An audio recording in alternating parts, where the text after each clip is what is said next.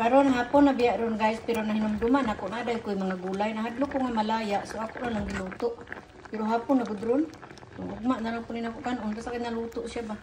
Nadili siya mga lata or masira kay mahal kay utan.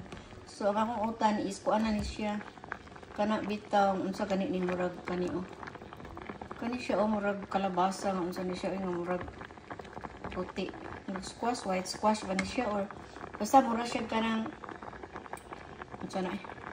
Basta kana murag kalabasa nga puti na raw. Kana ba?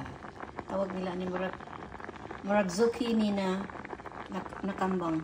Murag zucchini na kampat-kampat ba green na zucchini na ano siya kana dati na.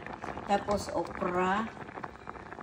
Tapos patula, tapos malunggay at sabakan ko ng shrimp. Okay, luto na yun guys. Ako na yung naunon. Nauwahi na gani nalamog na gani ang kamunggay. Susunod ko sa kamunggay, fresh looking. Sigyaw-yaw lagi da. Ugma na ako kaunon. Ako lang isang giluto. Ako ning pabugnawon, butang na ko sa rep para ugma ready na kaunon ka. Hadlok ko daw ko nga daot ang malunggay. Ako giluto.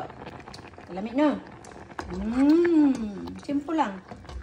Ang iyang pahumot ana, wa gani na sibuyas. Kung ano ginaahos. Garlic. Babu!